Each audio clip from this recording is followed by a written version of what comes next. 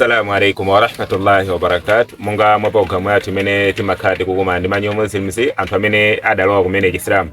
Ndi alhamdulillah lero so takumana ndi blaza wa amene tidapanga interview mbuyomu tidafufuza za Islam kuti umoyo unakhala motani nanga kwawo ndikuti ndiye adatifotokozera. Ndiye lero linonso tachiona chanzeru kunena kuti tifikeso kunoko kuti tizazoe pa kompao amene amakhala kotero abatapeza pa kompao ndikuzaziwaso komanso ndikuzaona kuti kunoko ndikotani. Nde alhamdulillah tiyamike kuna kuti tawapeza. Nde leronso ticheza nawo kuti timve kuti atifotokozere zambiri zimene zidasalira siku limenje kuti atifotokozere. Nde khalani pompo kuti zambiri zisakuphonye. Choyambirira muli bwanji? Ine ndili bwino kwambiri soche. Zikomo kwambiri. Ziko. Tifotokozere zina licha kuti anthu akuziwe. Zina langa ndine Patrick Chigwenembe.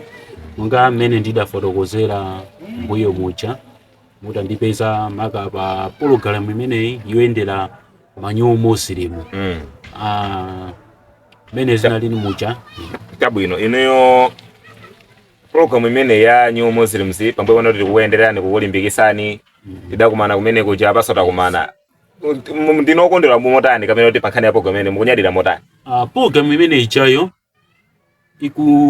ndichita empower ikundilimbikisa kwambiri chifukwa choti munthu ukazala mtengo umayenera kuti uziusamalira amene uziuthilira kapena kugawiraso chitetezo ndi kumauyendera kuti kodi ukukula moti bwanji.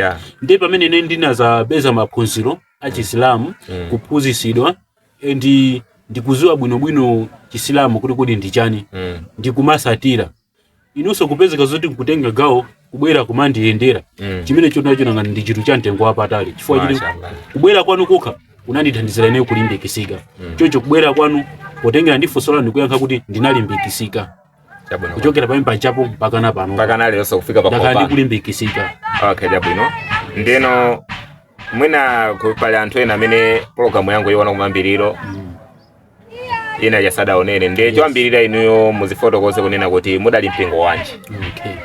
Choyambirira ine ndinali mpingo wa yemwe mipingo timati ma Pentecost ya. Yes. Okay, chabwino.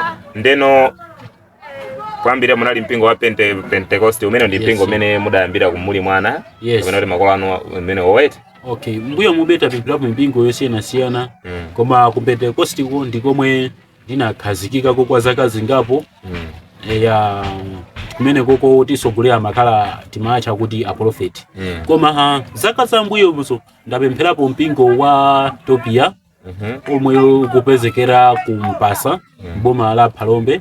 Ndapempherapo mpingo wa Clafidefian umene uli kwa Nyezerera pa skuli inaje timaiti yamulera Nkunda. Ndinazapempherapo so mpingo wina wa PIM.